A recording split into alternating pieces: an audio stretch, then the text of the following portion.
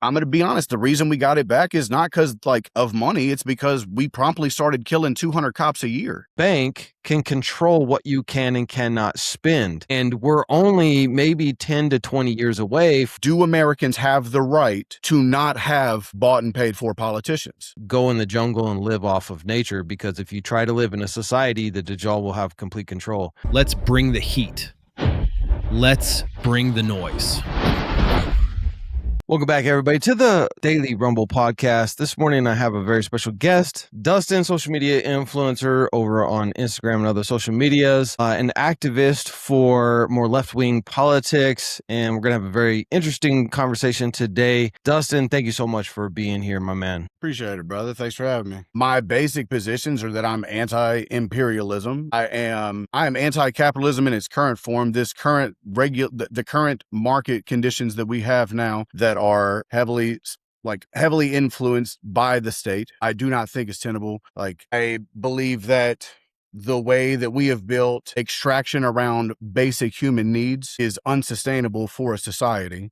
And I kind of move from there. I believe that we have the ability to feed everybody, and that America is made weaker by not having people fed. Your economy is not made better. Your society is not made stronger. We know all of the effects that hunger has. And so if you're truly interested in actually making America stronger, you'll make sure that people are fed. Now, whether it's capitalism, socialism, I know that we have the resources in this country to feed everybody. We throw away enough food to feed everybody. If we wanted to feed people, we would. I believe that we need to make choices that are aligned with our outcome. And so people will call me whatever. All over mainstream media, all over social media, we're hearing this new term that most Americans have never heard before, which is Democratic Socialist of America. You have guys like Hassan Piker out there pushing this. You have Mamdani saying he's a socialist. So is it a real concern, or is it just the new talking point for the Republicans to try and scare people into voting for Republicans? I mean, don't get me wrong, it's important, because everything is judged in the context of where we are. 100 years ago, to call yourself a communist or a socialist was to risk being imprisoned. That was the 1920, I think it was 1920 where we had the red raids. 100 years later, historically in America, you don't call yourself socialist if you want to win a position. You don't call yourself communist. You don't associate with those people. That has historically been taboo in American politics because of the control they have. It's never not been a boogeyman for them. Whenever they wanted to restrict W.B. Du Bois's travel, whenever they wanted to restrict James Baldwin's travel, they associated him with the Communist Party. And it's just a way for them. It's a way of maintaining an ideological control of othering people. For us, it's meaningful in that the things you choose to say about yourself are signals. If you call yourself a socialist in the climate that we have historically had, you believe in doing something different, or at least separating yourself. And I think that calling yourself a socialist is really the only effective way of separating yourself from Democrats who have rightfully earned historically low trust in their ability to govern, or their interest in representing the people. Allow me at any time, man. But I do think that when Mamdani calls himself a socialist, it is meaningful, because historically that's not been politically advantageous. You have to really believe that yourself to call yourself that. Now, whether or not other people agree that he's a socialist, it's not, he can't control that. All I can control are the actions that I do. And based on what I see from him, if that's socialism, I would prefer to have that. Well, I mean, a perfect example is Abdul Saeed wins the Democratic nomination to become senator of Michigan. Has a big fight against the Republican running against him now, and the Guaranteed AIPAC's going to put in another $70 million to try and defeat him. Almost certainly. But when he says things like healthcare for all, right? Mm-hmm. And to me, they're now labeling him as a socialist and even a communist for even saying such a thing. I'm not on the left. I'm not on the right. I'm more in the center. I believe in, family values. I believe in private property. I own a small homestead, and without private property, I wouldn't want somebody coming and telling me that, we're a communist country now and you don't own your property. Right. So I wouldn't want that form of government, but at the same time, I also know I had my own major health crisis a couple of years ago, and the hospital bills were just astronomical. And because my insurance didn't cover enough of everything. And so I agree, we should have healthcare for all. Like, that should just, like, why am I paying taxes if the government's not going to take care of me when I'm sick? Like, well, I got to give my money to take care of the government and support the government, but then the government doesn't support me. So I think, like, that doesn't, to me, it doesn't make sense that people are calling Abdul Saeed a socialist just because he wants health care for all. Now, I don't know if he's called himself a socialist or not. I know his campaign was keep the money in Michigan, don't send it overseas, health care for all. These are things that I agree with. And does that make me a socialist now? I mean, as I understand it, he still identifies himself as a capitalist. And I'm gonna be honest, man, I don't need everybody who runs. Capitalists have been running for the majority of like American history. I would prefer, again, it doesn't matter necessarily what you call yourself. I care about what you do. Like, you could say that you don't, that you believe the disconnect between what people say and what they do. Like, I believe in the actions. At some point you have to take the words for what they are, but if you call yourself a capitalist, but you're interested in making sure that Americans have access to healthcare, I don't care. Like, that label does not disqualify you in my eyes, even though, like, I might believe in socialist principles, like in socialist practices. There are plenty of examples across America right now. Your electric, your water, like, all of these were built off of socialist policies. Like, when we start talking about, like, asking basic questions and getting to the heart of, is America made stronger by allowing Americans to die of treatable illness? Yeah, and I think that makes sense. A lot of people don't understand, like, what's the difference between socialism and communism, because those two words get intermingled a lot, and they're two completely different philosophies. I mean, ideally, so like in China, you have a governing party, a communist governing party, and they operate in a place above capital. And you see this in Russia as well, where, I mean, they have their oligarchy, but I would say that in Russia, if they didn't want you to be a billionaire tomorrow, you wouldn't be a billionaire tomorrow. For sure, that is the way that it is in China, is that capital is subservient to government. You are allowed to be rich so long as you exist within the confines of what we want, which any nation state does. Like, there are other governments that require you to, if you're going to do business in their country, you have to allow it to be unionized. Like, we abide by all type of different regulations that we might perceive as authoritarian, like in some way here. You can't make people, you can't make someone allow unions. In other countries, we believe that you can. Like, here in America, this is where, like, when capital is placed at the hierarchy, when you ask a question like, do Americans have the right to not have bought and paid for politicians? Is that a right we have? Yeah. I think overturning Citizens United is mandatory. Like, we have to get rid of that ruling, because Then that means that we me have as to. an individual, I can only donate, I think, up to $5,000, but to a campaign. But then a super PAC can have somebody like Miriam Adelson donate $10 million, or one of, I think it's something Friedman, he can donate $10 million in order for them to have undue influence over our government. So I agree, like, in this, one of the things I do agree with Abdul Saeed on is we have to get money out of politics. We have to get rid of this super PACs from, and it's not just the Israeli lobby, but also from the military industrial complex, the pharmaceutical lobby. I mean, you name it, there's so many lobbies out there. The tech bro lobby. We have Whatever to. your issue is, whatever it is, it does not matter. If you care about it, you cannot make anything happen at a grassroots level until billionaires have been removed from the equation. I can make a legitimate argument that in your lifetime, you have never been represented over the corporate interests that put your representative there. And if you've never been represented, what obligation do you have to keep the system going?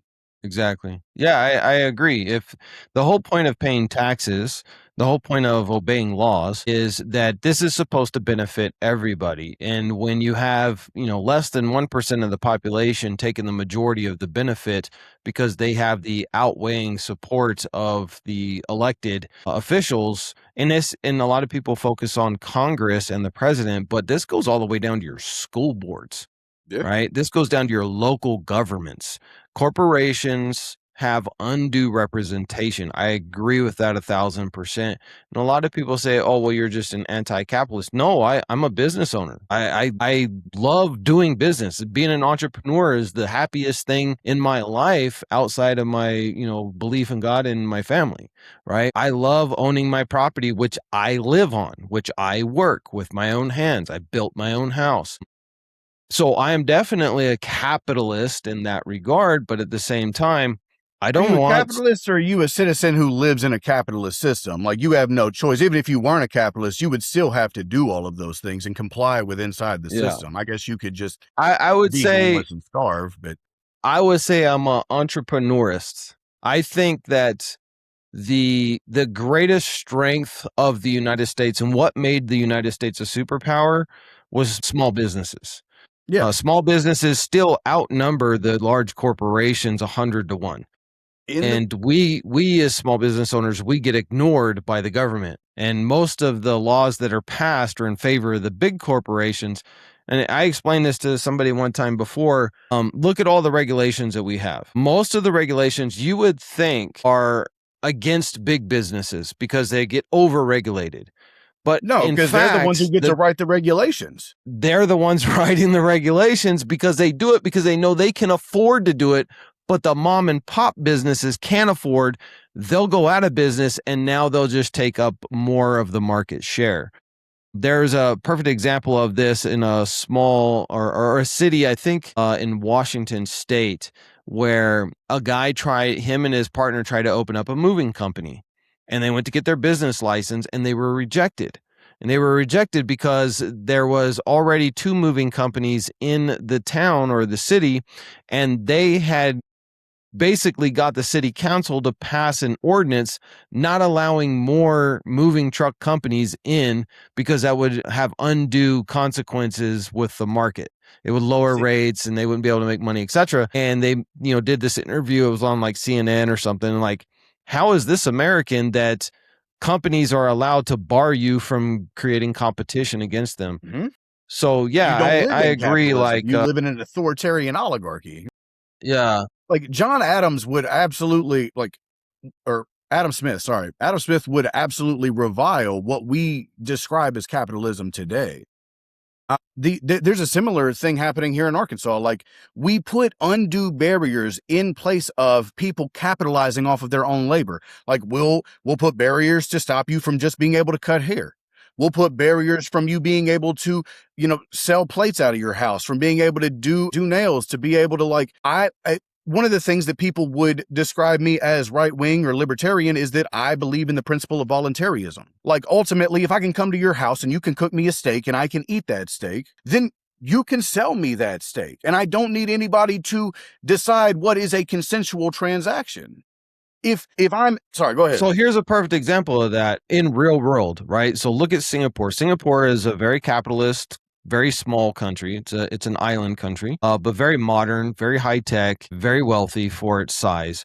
But one problem that they have is the economy, because it's such a small place, it's hard for everybody to open up their own businesses because there's just not room, right? And so what they did is they opened it up so that people can now run businesses out of their home, including restaurants.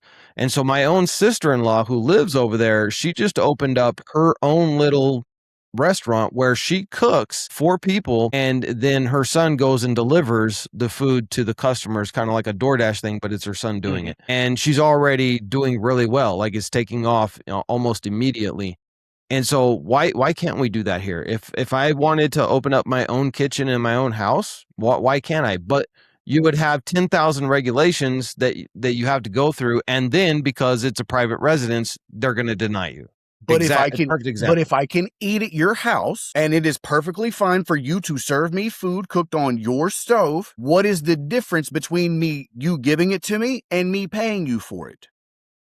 Another perfect example is I live around a lot of ranches out here, and if somebody wanted to milk a cow, they could give it to me for free, no problem. No regulation saying they can't give it to me. But if I give them $5 for it, that's a violation. See, again, the principles of voluntarism. Is there a risk that you might get sick from drinking unpasteurized milk? It is. I would say that because you voluntarily bought that milk, that you don't have any right to sue somebody on the back end for the choice you voluntarily made. Nobody coerced you into buying the milk. Nobody coerced you into drinking it. You were warned of the risk. If you get sick, it's on you. You don't get to sue it. In the same situation, if you go to the hood kitchen, people go to the hood kitchen for one reason, brother. Either the food slaps or it's cheap. And I don't need you to determine whether or not it's appropriate for me to go buy food that is either good or is cheap. If I didn't want to eat there, I wouldn't. I don't need you to decide whether or not it's appropriate for me to do so. Like, I don't need you to protect me from myself. This idea that like the state has this overbearing, overreaching, but in that same way, I feel the same way about drug laws. I would not criminalize possession of methamphetamine. Because just because you consume a substance, I don't have the right to go imprison you. If I knew that there was somebody down the road doing meth right now, I do not have the right to go kick in their door and put them in a cage and tell them this is what you now must do. This is how much money you owe me, and this is how long you're going to have to sit in this cage. And if I don't have that power, if I don't have that authority, then I can't imbue somebody else with that. Nor do I think that it's made, like, that society's improved.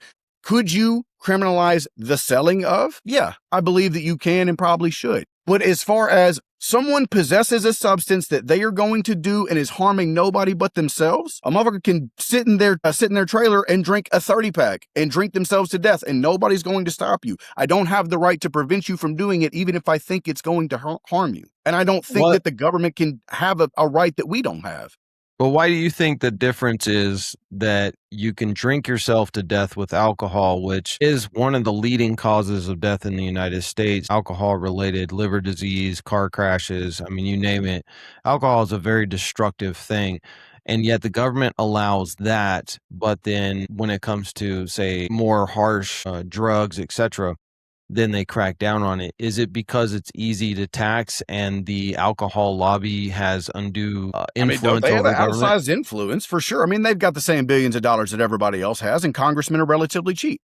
But we can't forget there was a time it was illegal to drink alcohol in this country. 1920, they outlawed alcohol. And it wasn't until 1932 that we got it back. And I'm going to be honest, the reason we got it back is not because of money. It's because we promptly started killing 200 cops a year. So and the number didn't drop.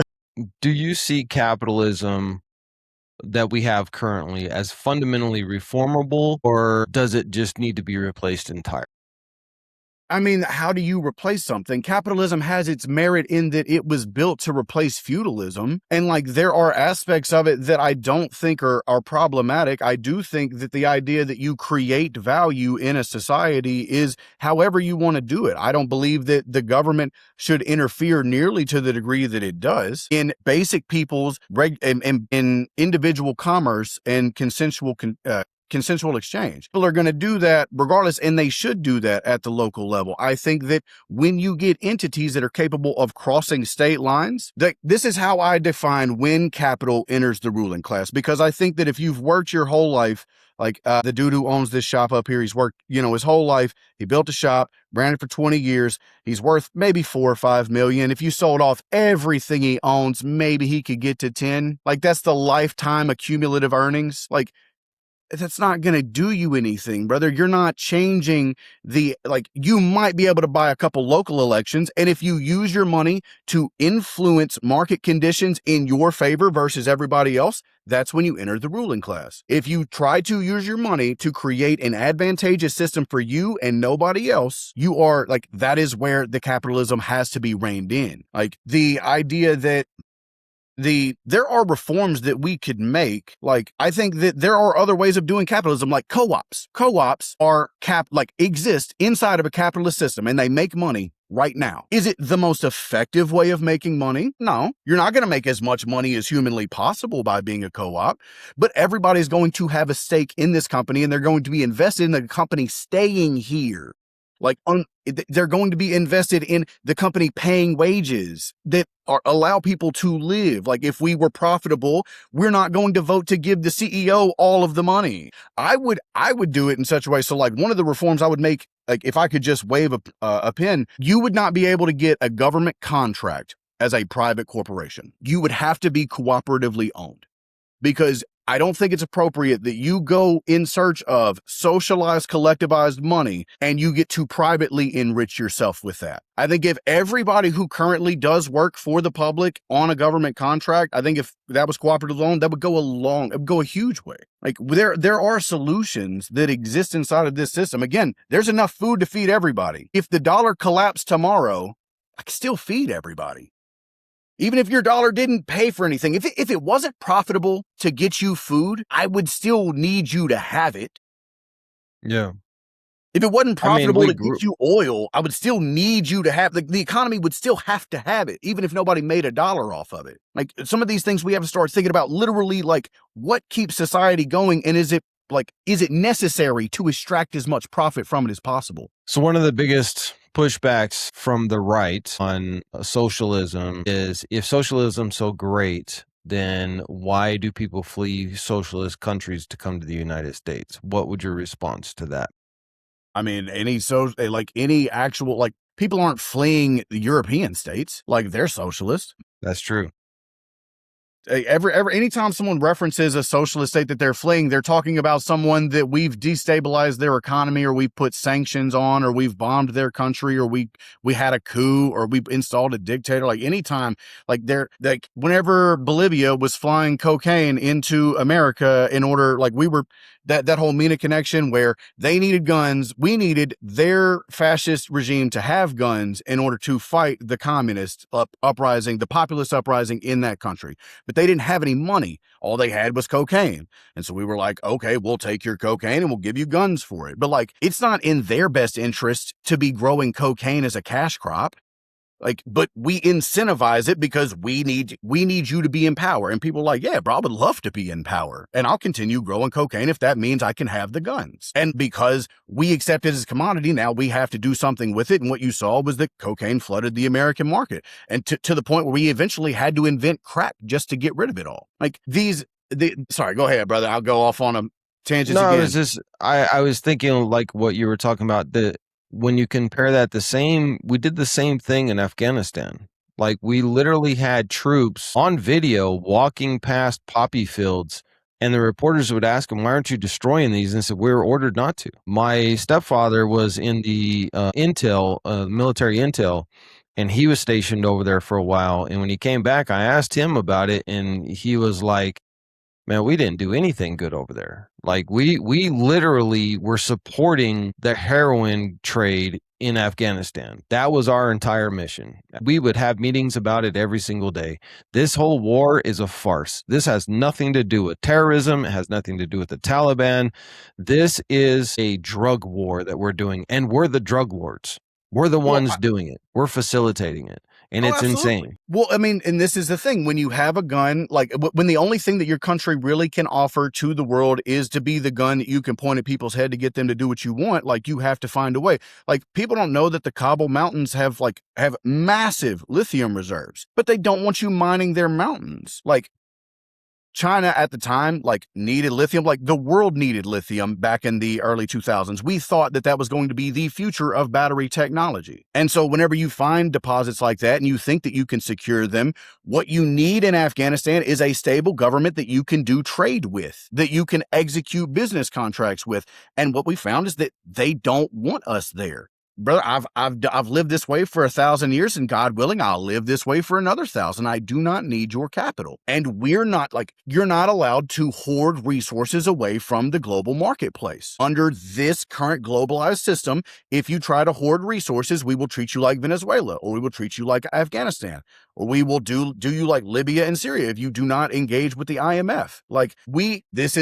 the trade-off, and this is the precarious position that we find ourselves in. Throughout the 70s and 80s, we sold off our manufacturing in order to make the stock market go brr. And then throughout the 90s, we continued, like, because there's still like all these logistical problems with getting your stuff from Asia across the Pacific and then getting it across the country. So then when NAFTA comes through, and then you're able to, when moving your factories is now just moving it across a border and it's a truck ride up, like, we really, again, stock market goes up, but you're gutting all of the things that allow you to make money. You're standing in a house and like you sold off all of your tools at first back in the 70s and 80s. By the 90s, you're starting to sell off the furniture and the utility, like all of your appliances. And now we're literally gutting the house, brother. We're selling the copper. We're selling our public lands. We're selling and we're standing in a trap house and all we have is a gun.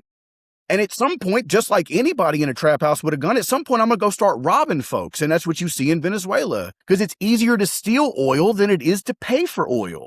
We literally just had Donald Trump brag the other day about the billions of dollars that we have stolen from Venezuela. And when you then look into it, like there's still no accurate accounting of this oil that we're taking. Where's the money even going? We know there's a bank account in Qatar. Right. Why is it in Qatar? Who's benefiting from this? Who's getting the money? Because it's not the taxpayers.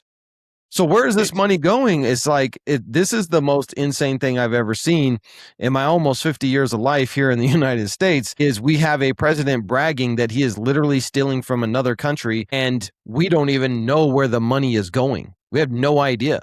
That's insane. And this is like this conscious awakening that everybody is happening, because these conversations are happening in real time, every minute, every second, all over the people who were previously not able to collaborate and connect and exchange ideas. Now we can. The collective consciousness of the internet exists, and it is facilitating revolutionary shit. Historically, TV man got on TV, told you were at war, and now you're at war. TV man told you were at peace, and now the war was over. But your life at home never actually changed. Your reality was shaped by this man on the TV. That allowed the ruling class to do coups all across the 60s, the 70s, the 80s. We did not live up to our own stated ideals of individual property rights, like self-determination. The people in Venezuela have the right to elect whoever the fuck they want. The people of Venezuela have the right to nationalize their oil or whatever resources they have, as is anybody else. And it is not appropriate for us to like send our sons to go kill them in order to get them to give us like outsized, like in order to give us extractive permissions to their natural resources. Here's the thing that's the funniest part about that, because I do bang a lot with the MAGA crowd, is they keep saying we did Venezuela, and you know, when gas is $2.50 a gallon, you can say thank you to Donald Trump. I just filled up yesterday and my gas was $4.67. So if we made all these billions of dollars of money from Venezuela, and that was the whole purpose of taking out their president, why is my gas more expensive today? It's a fantastic question. I had someone mention, like, if it gets crazy, like, I guess I cannot verify this, but he said that Trump was like kind of had some consternation about the fact that the oil companies had published that they were making record profits, because naturally that's one of the major pinch points that affects his base, that causes them to turn on him. So any corporations who aren't doing and acting in a way that's aligned with his own interests, he can have a tendency to lash out. And he's going to get them in line. And I'm like, so if that happened in China, you would call that authoritarian or communism. And he was like, would you like it then? I was like, if he nationalized the oil industry in order to bring lower gas prices to the Americans, yeah, wouldn't hurt my feelings none. I mean, look at Saudi Arabia. They have nationalized oil, and the Saudi people and even the travelers, they go over there and they're paying like 60 cents a gallon or something. It's all subsidized. They don't sell the oil to their people to make a profit. They sell the oil to the rest of the world to make their profit, but to their own people, they consider the oil as a national asset for the people. So, yes, the ruling class do take a much larger share than they should, and they've enriched themselves. However, they have used that oil to benefit the people because every Saudi citizen has free healthcare, top-notch free healthcare. We're not talking about England healthcare where you got to wait 6 months. Like you get sick in Saudi Arabia, you go to the doctor, you're being seen by a specialist that day. The roads are all good. Everything works. Everything is functionable. Yes, the government over there is not what we would consider in the West as democratic or free speech or this and that and everything else. But one thing that they do is they make sure that the people are taken care of 100%. It's because the people in charge see the people of their country as countrymen. Our billionaires don't see us as countrymen. They don't care if we're hungry, if we're fed, if we have access to healthcare, if we have access to education. Like, if your ruling class is fundamentally disconnected from your interests, you can't allow them to be in charge. Exactly. I mean, you literally now have some of these billionaires basically calling for an end of democracy, that average citizens shouldn't even have the right to vote because they don't have the intellect to do it. And so it should be the billionaires that run everything because they're the ones who create everything. They want to return us back to the antebellum South, where only the rich are capable of voting. Only the most wealthy are capable of holding office. And you'll get back to the same type of, like, because you can't vote in your own interest, you'll end up with unlawful congregation laws again, where if you get too many people trying to organize in one place, we'll call that an unlawful congregation. We'll hang the ringleader. Right. You're seeing, one of the things I've been trying to really impress upon people is the parallels between the antebellum South, the slave society South, and what we have now. And some of the things that we could learn from them. Yes, the South was a slave society because people owned slaves. The South was also a slave society because 4 million poor whites who didn't own any slaves allowed slavery to exist against their own interest. If 4 million poor whites had said, ain't no more slavery, wouldn't have been no more slavery. The society that you exist in is a reflection of what you prefer. And you're seeing people's preferences change. One of the things that a lot of people don't realize is, prior to the transatlantic slave trade, there was no whites. So, and what I mean by that is you had British, English, Portuguese, you were a nationality. Right, you were a nationality and you fought against each other. The French hated the British, the British hated the French, the Vikings invaded England and even as recently as World War II, whiteness didn't stop Germans from killing French or English. Right. And so the whole term of whiteness actually came after the transatlantic slave trade. And the reason why is because the wealthy 1% who owned all of the slaves and owned all the plantations and owned the factories, they had a problem, which was they also had millions of their own kind, white people, who were looking up at them from utter poverty, thinking, this guy's got all the money, he's got all the slaves, he's got all the power, I have none. And so they had to invent this term of whiteness that us white people got to stick together, because if we don't, those savage Indians, they're going to kill us. And these African slaves, they're going to rebel. And then we're all going to die and they're going to kill us and they're going to do horrible things to our women. And this propaganda worked for the majority of people, particularly in the South. It did start to wear off, which is why we had the Civil War and we ended slavery. But now I see that same rhetoric is coming back in a different fashion. Now we're Americans and we got to get rid of these immigrants, and because if they take over, they're gonna kill us and they're gonna do horrible things to our women and our children. I see the exact same parallel. It's the same strategy. And you even have African Americans. This is what kills me. You have African Americans and Latino Americans and even some Asian Americans who are now jumping on this bandwagon of immigrants are bad. And I'm just sitting there looking at it like, I don't know if white Christian nationalism ever takes over. Do you think just because you jumped on the bandwagon that you're not going to be, in the tree with everybody else, that you're not going to be in the concentration camp with anybody else? Because the last time I checked, you don't look like me. I would have a safer time of being able to get out of this country safely if that ever happened than you would, but you're calling for this? This makes no sense to me. it feels good to be one of the good ones. If you think that your position is safe and it's going to enrich you financially, then people act in their own self-motivated interests. And everybody else, like, this is the problem with having a society that has reinforced for the last 300 years that it's appropriate for everybody to try to take advantage of each other.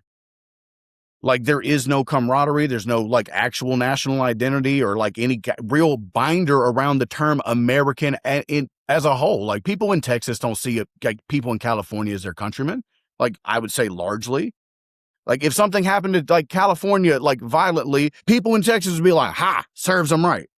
And likewise, when a tornado rips through Arkansas, like, it's swaths of the country who will find it, who will be capable of dehumanizing these people. Like, there's Yeah, I've seen that on both sides of the spectrum, from left and right. You know, like something I seen there was an interview of a lady who was staunch MAGA.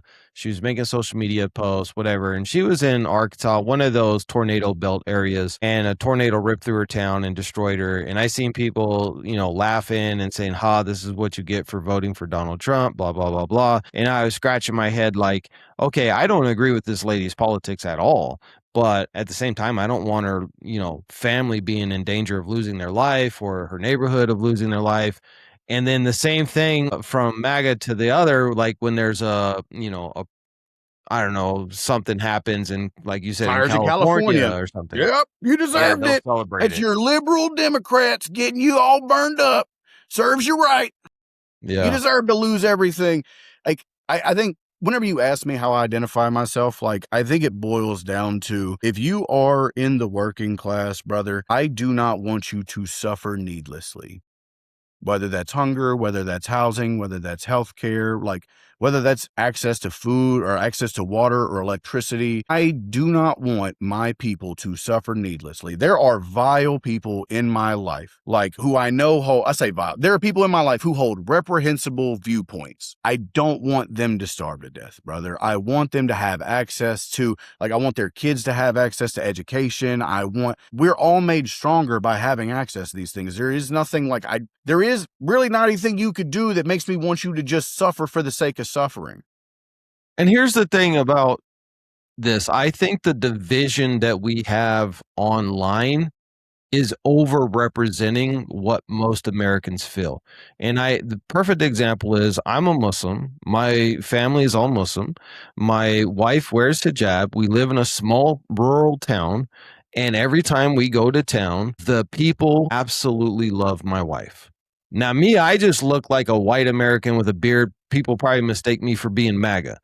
But when my wife walks in, she's got the hijab on, so it's obvious she's a Muslim. And there has never been one time that anyone in our small town, small rural American town, you know, you see these people get on social media and say, not in a small town.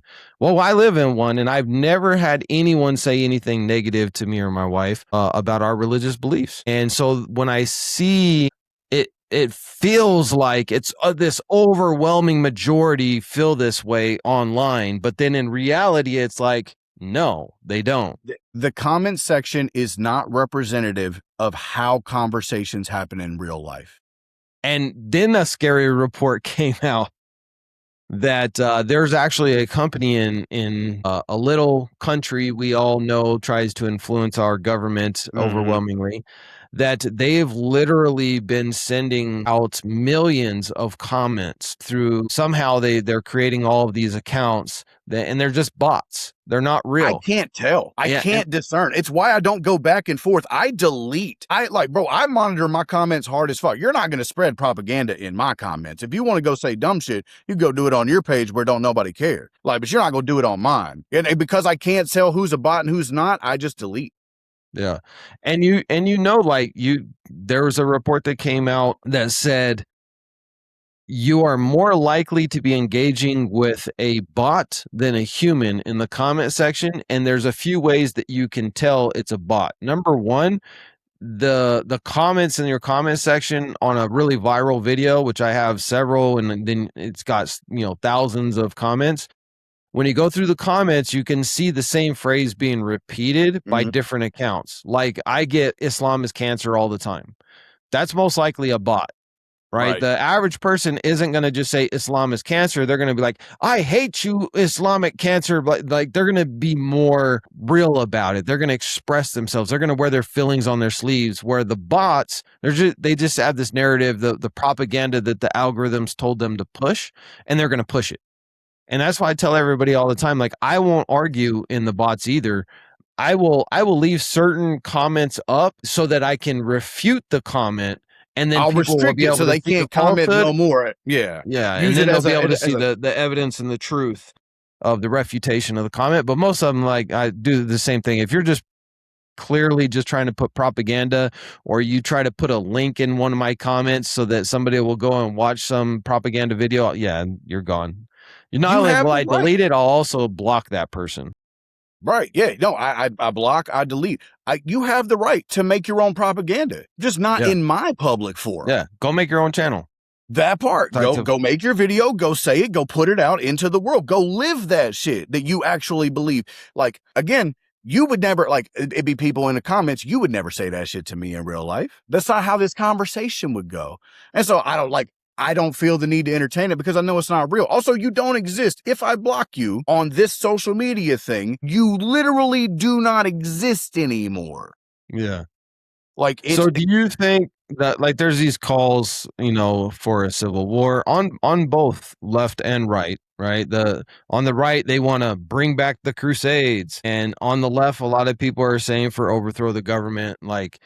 And then for me, I feel like, number one, we're not going to have a civil war. People are too comfortable. Like, it's not gotten to a point yet where people are starving, and the deprivation of your life has gotten to the point where you're willing to lose your life over it. Most people are still living in their air-conditioned homes, and they're going to work, and their kids' college plan is still on track. Everything's good. Gas is more expensive, and we have a horrible president, but he'll either get out of office or he'll die of old age one of these days, and we'll move on. And that's the way most people feel. So I don't think that the United States is going to be in a civil war anytime. However, the political elites are using this rhetoric to then demonize their political opposition. Like, now, they're trying to say Antifa is a terrorist organization that has external ties. No, it doesn't. It doesn't. And most of the people that even would like be Antifa, you look at them and it's mostly women with purple and pink hair, and they are literally no threat to the United people States loud whatsoever. on the internet, or they're holding signs outside of, some ICE, child. Yeah, and usually child it's rape like center. 12 people, right? Like, this is not a threat. This is not a national security threat. But you have Marco Rubio going and saying that this left-wing terrorism and Antifa and this and that, and it sounds really scary. But then when you look at the people, like, they're literally dressing up in frog suits and stuff, like clown suits. Like, these people are not a threat to anybody. This is not a national security threat. So what do you think, in the next 10 years, with the rhetoric coming out of the political elites, do you think that they are going to take drastic measures to squash the more left-leaning Democrat party and the DSA, et cetera? And are we going to start seeing people get rounded up for their political beliefs? So for sure, like, they're going to continue demonizing them. They're going to continue threatening them. They're going to continue doing all of the big grand gestures of arresting them. And then when it actually gets to trial, the charges get dropped. They're going to continue doing everything that's within their power at the moment. Everything's going to hinge on 2028 because that man has no intention of leaving. He has committed too many crimes.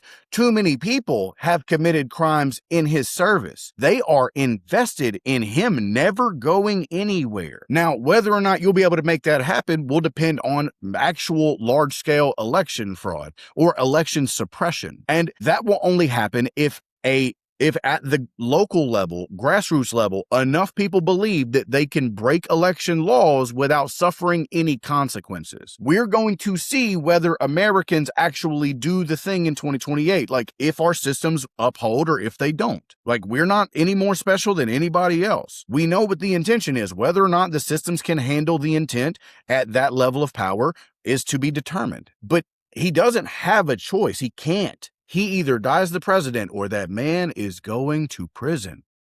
Yeah. And whenever, as you were talking about civil war or civil war revolt, there are only two options. When material conditions get bad enough, as you pointed out, material conditions clearly not bad enough to cause people to get violent yet. People are still trying to achieve revolution or trying to achieve change through the system, through electoral means. And in some ways, you see populism moving in that way. Again, socialists didn't used to get elected. Now they do. Society is capable of changing. Material conditions get bad enough, you either have, inside of your country, you will either have a civil war or you'll have a revolution. Material conditions did get that bad in 1860, and we had a civil war. I think that because again of the collective consciousness of the internet, the ignorance that you have to cultivate that's required to keep a slave society going, to convince a group of people to go fight against their brothers. Like there is no institution of control capable of disseminating that level of propaganda anymore. The people who are capable of being moved by TV box still are still doing it. The people who voted for Thomas Massey's Israeli opponent. TV man tells you to go do it, and a healthy amount still do. But that number drops every day. The ruling class has escalated their attack on democracy and the institutions of law because they know that their institutions of control are failing, whether it's public education, whether it's the legal system, whether it's because like people's faith in the justice system is no longer working. Whenever Luigi Mangione gets brought up on trial, we're like, yeah, free that guy. We don't have any I see so many comments of like, what are you talking about? He was, we were having a sleepover at my house and we were watching Twilight all night. What are you talking about? But the institutions of control that have historically allowed the ruling class to rule through liberal means are coming to an end. And so you're seeing them start to move into authoritarian means, more open authoritarian, more lawless. Like, again, the parallel with the antebellum South is the law is whatever we say it is. Literally, we make the law we'll make up a new law to allow us to perpetuate inequality. Oh, that's not legal? We'll make a law that says it is. The institution of law in the South was never about legislating equal outcomes between men. It was about, like, I feel like that's where your law is getting back to now. We're making laws to determine, like, you're not allowed to end birthright citizenship. Shit, I'll sign a piece of paper that says I can. Like, the Constitution is still the Constitution. Like, you can't just sign a piece of paper and make the Constitution not exist no more. 14th Amendment still Trump there. just did that yesterday. Like the Supreme Court said you can't end birthright citizenship, so your executive order is null and void. So he said, well, I'll just sign 2 different executive orders and do the same thing. Basically. And it's like he's not even listening to the Supreme Court anymore. You have not seen this level of constitutional disregard since the Confederacy. The reason why they broke is because they wanted to take slavery all the way to California. The Civil War was the first time that we tried to put constraints on the oligarchy. You cannot buy Kansas. You cannot move your slaves in here and then use your slaves as voter representation to get yourself elected the way that you have done in the South. The free land movement of that existed in the North that was determined that fueled the border wars over on the Kansas, because they knew that the moment that you bring slaves there will be no work for us. Y'all will run everything and we won't get a say in nothing. A lot of the people who moved into Kansas were people who were fleeing the South. People who had been disenfranchised through the 1840s and the 1850s after the Panic of 1837, whenever they lost everything. And they couldn't impose their will because there was no you're disenfranchised politically. And so, like, you saw the South decided, nah, brother, if we can't get what we want, if you're not going to let us have what we want, which is to take slavery to California, we're going to burn it all to the ground.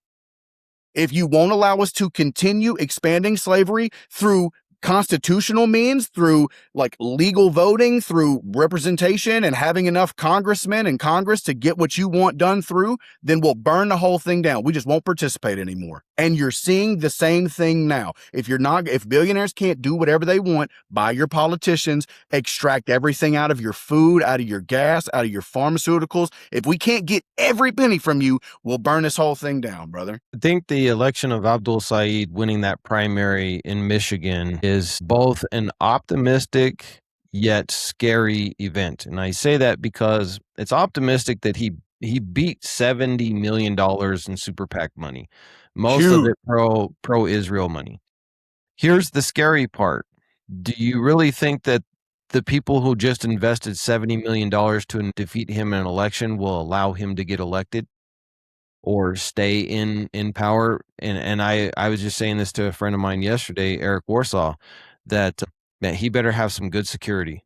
Like, he better have presidential level security, because they cannot allow him to win a Senate seat and be not only the first Muslim, first Arab in the Senate, but his ideas of, we're not going to allow a foreign country to control our country anymore. We're not going to allow corporations to control our country anymore.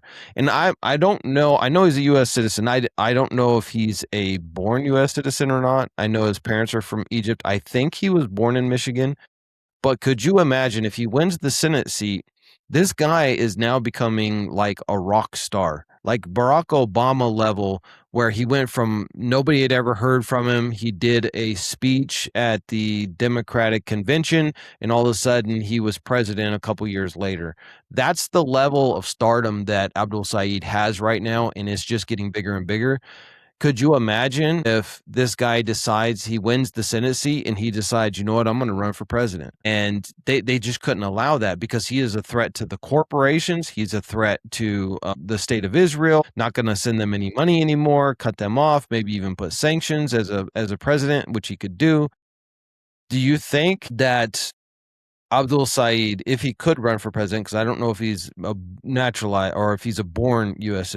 citizen, do you think that somebody like him, despite being Arab, despite being Muslim, just like they said Barack Obama would never win the presidential election because he was black, and it will always, America's not ready for their first black president.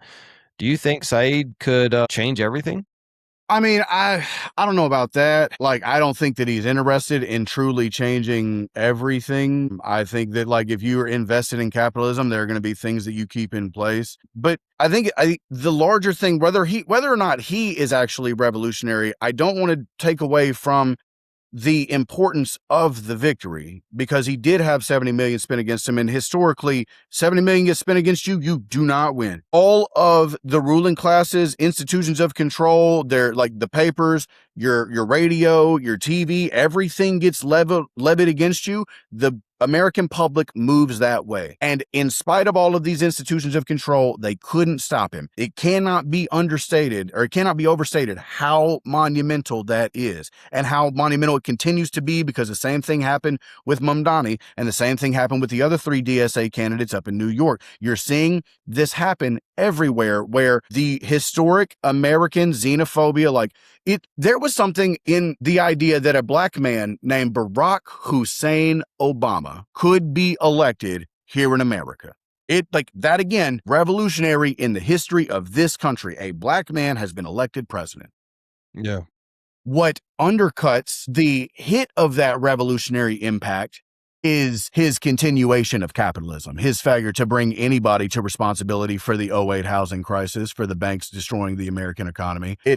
His expansion of imperialism in Syria and Libya, his continue, because, like, when I voted for Obama in 2008, I was 18 and I didn't know shit about nothing, but I dead ass thought I ended a war with that vote. And then I joined the military in 2009 and I learned rapidly, oh yeah, Democrats drone strike brown children too. Yeah. Like, I mean, he did the most drone strikes, more than Bush did.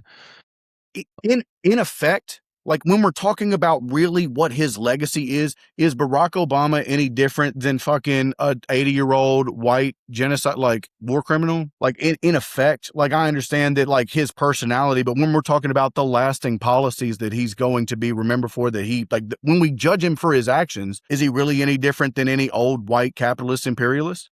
I mean, he even said, like, I think it was like last year, he said something like, he wish he could have stood up to Israel more, pushed back against them more. And it's like, what do you mean you wish you were president for 8 years?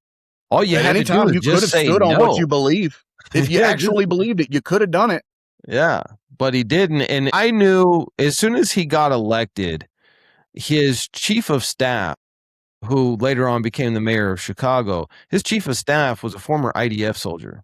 and a dual citizen with the United States. The chief of staff has top security clearance. Everything that the president sees, the chief of staff sees. And you have to go through the chief of staff to get to the president. And I knew as soon as he made that guy, Ari something, I can't remember his name, but I knew as soon as he made him the chief of staff, I was like, yep, that was a waste of a vote, right? He's just going to continue the same thing. Israel has control. But you know what happens? You're how old? I'm almost 50, unfortunately. Okay. So I'm 36. Like I said, I was 18 whenever I did that. You know what I did in 2011? After I realized, oh shit, imperialism continues on. I decided I was not going to vote for a well-spoken imperialist anymore. That's not something I fucked up. That's on me. I'm not going to continue doing it for 40 years. I'm not going to go in there and just push red over and over and over, just push blue over and over and over. So I examined the Republican slate and I looked at Ron Paul because, damn, who is this dude who called the housing crisis 5 years before it happened? Who is this dude who told everybody there's a bubble? The Fed is making it. It's going to burst. Everybody's going to be made poor for it. And he filled up the tennis stadium at Berkeley. A libertarian filled up the tennis stadium at Berkeley. Mitt Romney couldn't get 500 people on the field at Cowboy Stadium. And that populism wanted to put this Austrian thinker, this Austrian libertarian, Austrian economist, libertarian into power as the president. And the Republican establishment at that time had enough power to put down a grassroots movement, a populist movement. By the time Trump shows up in 2016, partly because of the consternation that came as a result of that, election rigging, was Trump. Because people still had in their minds what had been done to them with Ron Paul, they didn't dare risk it when it came time for Trump. Because if you remember the first time Trump ran, it was still 10 Republican nominees. Or 10 Republican candidates. And the establishment was working very hard to ask him questions and to frame him in such a way and everybody was working against him. Nobody actually wanted him to be in charge. But when they realized they weren't going to be able to stop this populist movement, they didn't have any choice but to get out of the way. I want you to think about how revolutionary that is. There's only two political parties. MAGA took one of them over. And I don't think that it's crazy to think that the Democrat Party can be taken over by populism as well. That's what their fear is. They fear that the same thing that happened to the Republican Party with MAGA is now happening with the DSA. Yeah, I mean, and they should be afraid of that because the people who have been in power are unliked, are unpopular. Brother, I don't even know how they would defend their own presence. You've never been less popular. There's a increasing number of Americans who are red, blue, I don't care. If you supported genocide, I want you gone. Red, blue, you took AIPAC money, I want you gone. And when these priorities become real populist movements, when healthcare becomes a real priority among the entire population, the way that this country is set up, James Madison talks about this whenever he wrote Federalist Number 10. Look, man, there's no way to create anything resembling a republic or a democracy at all that if you get 80 to 90% of people on one side that this motherfucker won't flip, it's not possible. If we make a democracy, populism will always have to be guarded against because the 80 will impose their will and they have the right to. If enough people decide we want to change the Constitution and say corporations are not people, here are the limits of the campaign finance that you can fucking make. $5,000 as an individual and that's it. And if you as a presidential candidate can't get 1 million people to give you $500 and get $500 million, if you can't run a campaign off of $500 million, you don't deserve to be president. We're allowed to take control with populism. Populism is the only way we'll be able to take control. I think I would even take it a step further where you can raise 5,000 per individual or something like that. That's fine, but you can't actually spend that money on TV ads. I think TV ads it is a regulated government entity that regulates all TV. And so if you want to be on TV, the TV stations would then have to allocate a certain amount of time to have debates between the candidates and it has to be shared equal time between each candidate. And we don't I like really that. have those TV debates anymore. Matter of fact, a lot of politicians are just avoiding debates and just relying on all the super PAC money to get themselves elected. Thomas Massey's opponent is a perfect example. He didn't do a single debate. I don't think Famously he wouldn't even do a held a debate. single rally. No, I don't need to. I have money. I don't need to raise money. The money's already there. You have a rally to raise support. Like, and if, as long as, like, we live in America where if you get enough money on TV, people will go do the thing, then you don't have to. But you see like, there's a backlash every time it happens. Thomas Massey is only more beloved now as a result of him losing. Yeah, You you have didn't gain Democrats yourself any saying that they goodwill. would vote for him for president now because they've seen what happened. Like, it's because if MAGA is threatened by you, you must be closer to me than you are to them. Yeah. Like that cult is famously loyalist only, unquestioning, unthinking conformists. Like, conformity is the most required like trait for you to be over there. Like, and it's something that lends to the boomer generation, like, in as a whole. Like, this comes out of this cultural like identity of like, everybody, I don't want to be different. Being different is a bad thing. Like, you can see it reflected in the choices they make. I go to the dispensary and I see a bunch of boomers in there every time I go. In fact, I'd say it's probably the majority of the customer base, like, anytime that I'm in there. At worst, it's 50-50, which means that there was a group of people who lived under drug laws that prevented them from consuming cannabis. And they watched people that they love, people that they care about, get arrested for this substance. They saw how the laws were impacting people negatively. And rather than deciding to change the law, they were like, I guess I'll just pretend like I don't smoke. Anytime that I go out in public, I'll pretend like I don't like it. I don't do it. Whatever the public opinion in whatever room I'm in, that's what I do. And the American population existed that way for a long time. Like, again, I understand the propaganda that was pushed upon them. I understand the forces of media control that they were up against. I'd like to think that if boomers had the internet, maybe the Black Panther movement doesn't die with Fred Hampton. Doesn't die whenever they put Huey Newton in the in prison. Like, but unfortunately, that's not the material history that I have to observe. The history that I have to observe is that whenever they were protesting the Vietnam War and the National Guard rolled up and killed those kids at Kent State, I saw them pack up their books and go to class. They stopped fighting. Yeah. Like, there's no way around it, brother. I witnessed, like, I have the evidence of the history that you lived.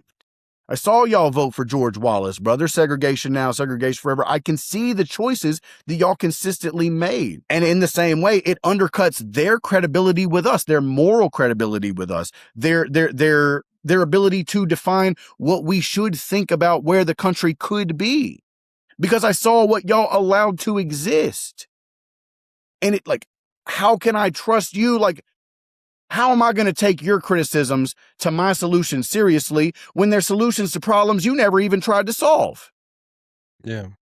You've got a real generational revolution, a reckoning inside of the country. It's a lot of forces coming together at the same time. So Generational, class, all of it.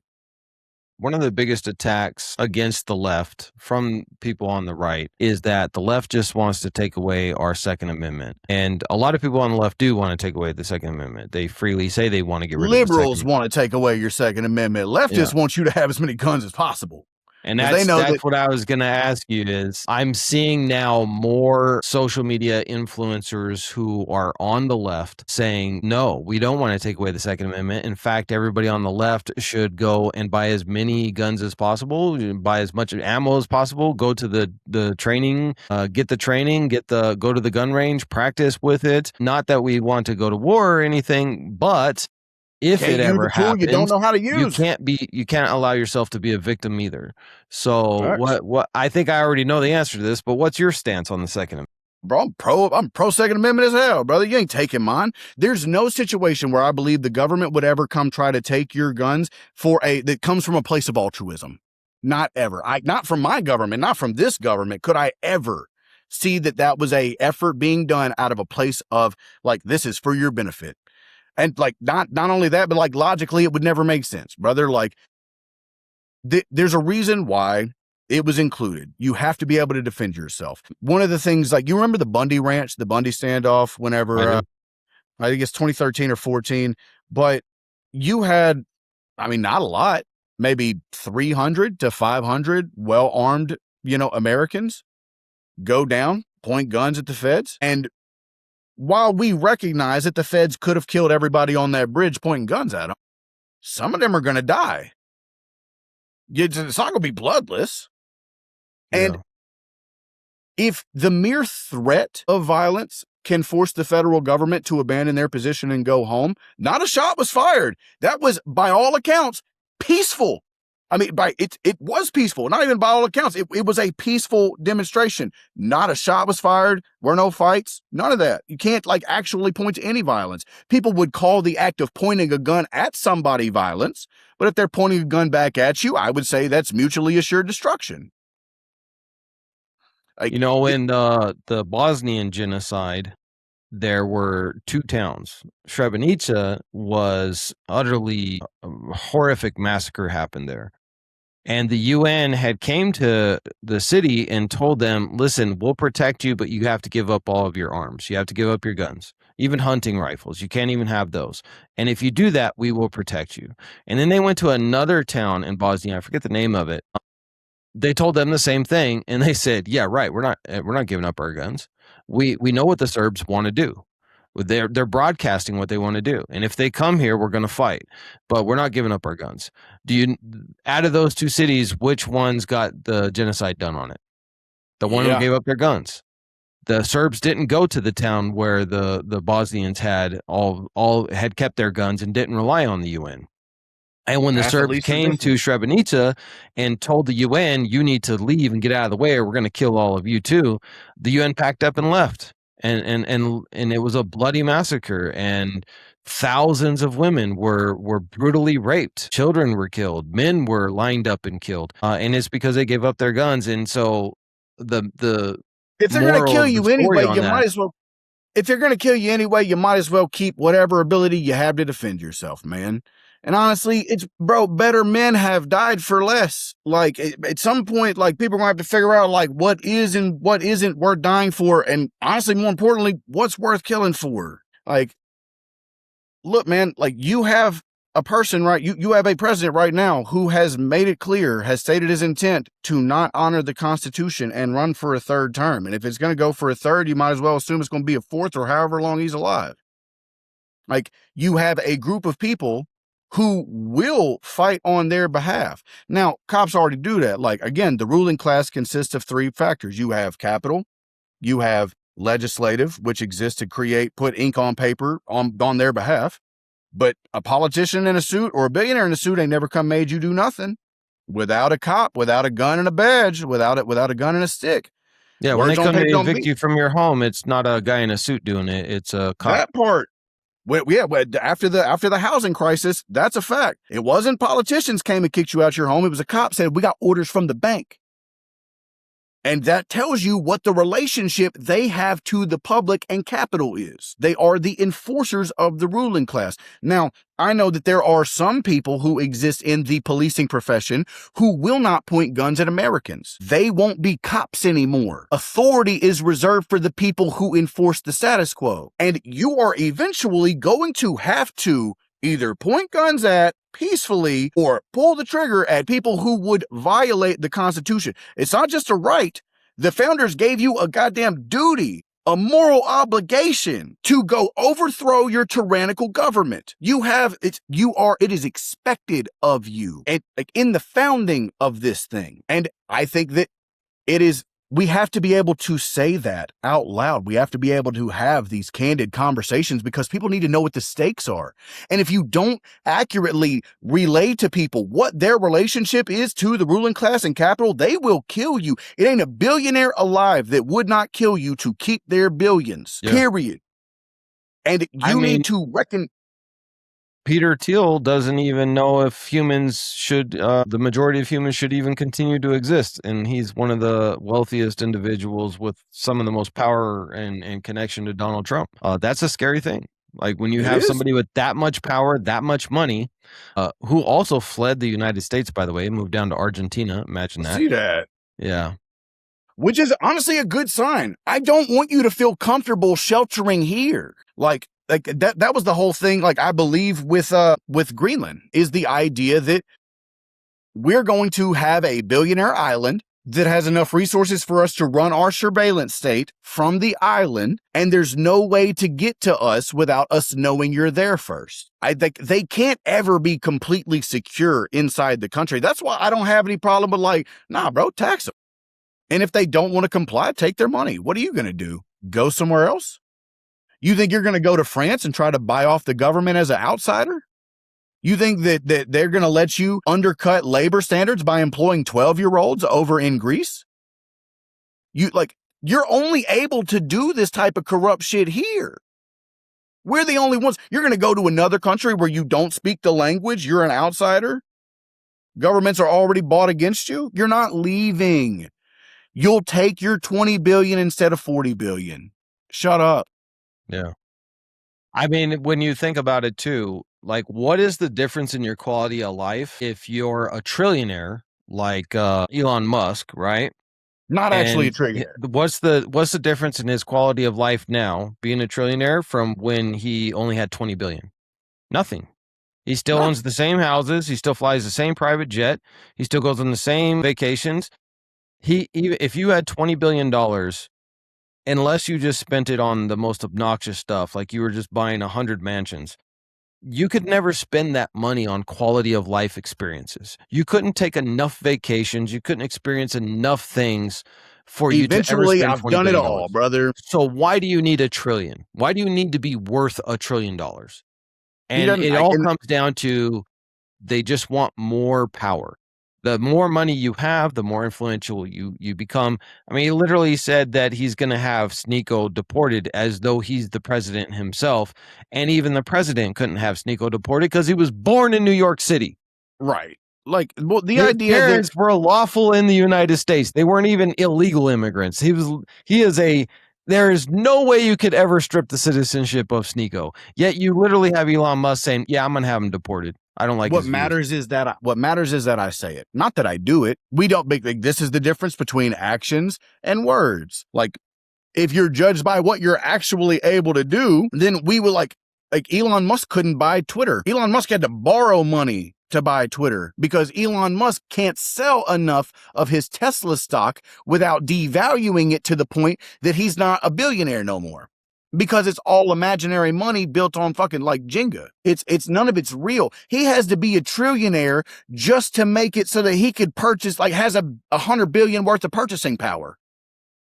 And like in reality, one of the biggest loopholes that they use, like Elon Musk and others, is they'll borrow money against their stock, right? So something that doesn't even have any actual intrinsic value that is stable because stock goes up and down. He'll borrow money against that in order to pay 1% interest on that borrowed money because he gets favored interest rates, sometimes as low as like 0.5% annual. And then he'll live his whole life on that in debt. And then when he dies, they'll sell off just enough to pay off the debt so that they don't have to pay the taxes. And then the kids continue to be billionaires. And then they do that because there's no taxation on debt. Right. Mm-hmm. And so now he can live a billionaire lifestyle without ever having to pay actually taxes having on anything. Yeah. With just owning, with just like the public perception of the stock that I own will allow me access to capital that I do not have. This is another parallel of the antebellum South. Largely, the Southern ruling class would operate on debt. They would have to borrow money throughout the year to get them through to the selling point of the year. Like they largely, that is how they had to do it. It's indicative of like, your money is not actually your money. This ostentatious lifestyle that you like to portray is not really like something you're capable of having based on the actual assets you own. Like I can continue to service this debt so long as people agree. And I get away with it through other means. Like, you know, in the South, they would pay you in West Virginia, they would call it scrip. Like the coal companies would pay you with basically just company money that could only be used at the company store. Yeah. And so one of the ways that they kept control on the working class was, I say the working class, there was no working class whites in the South. Like there was a small, meager middle class, but largely it was just destitute poverty. But one of the ways they control them is that if you ever did go do like a week's worth of work and get up a little bit of money, like we would pay you in we would pay you at in store money, basically. Yeah. You would Credits. you would take an IOU saying that this plantation says that you can have this much food. And so in this way, because I might have outstanding money that you owe me that I can continue using at the general store, but I can only do that so long as you continue, like so long as the store recognizes that I have the IOU. If the planter ever comes down and says, hey brother, don't give him nothing no more, I have it. It's in my best interest to play nice with the most depraved motherfuckers in society.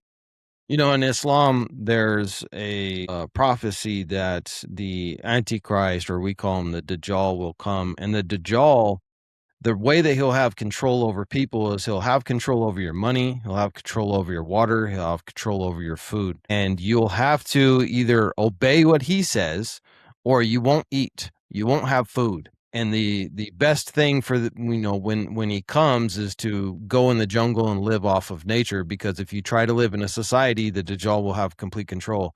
And it's scary because we're actually moving into a system right now where people don't use cash anymore. Everything is digital. But if everything's digital, then the government or the bank can control what you can and cannot spend. And we're only maybe 10 to 20 years away from them instituting policies like, well, you can't buy any beef this month because you've gone past your allotted beef credit, right? And there's no more physical cash. You can't go around them. This is the thing, man. Like, again, when we talk about food, we talk about these basic needs. We have the ability to choose how we allocate them. I feed the entire world from here in America. I can feed Americans. Whether or not the dollar is worth anything, the physical resources to do it exist. How I get it to you is really the only logistical concern of mine. If it comes down to I need trucks and the trucks have to have gas, I have gas here in my country. The trucks already exist. If it's a matter of just organizing the logistics, we can do that. I can feed everyone.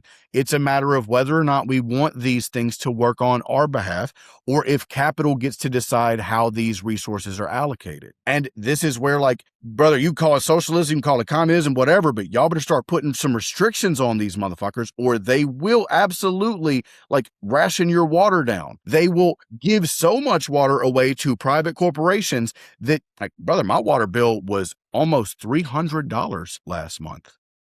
Part of that is because I had a water leak, but like they are, it is, well, and that's a whole other thing, because I found out that I'm actually not being charged accurately if you go by the pricing matrix on their own website. Like I'm actually being overcharged, and I wasn't aware of it. Well, here's the other thing. Why are we paying taxes, but then we have to pay for water, which water is free? This is one of my biggest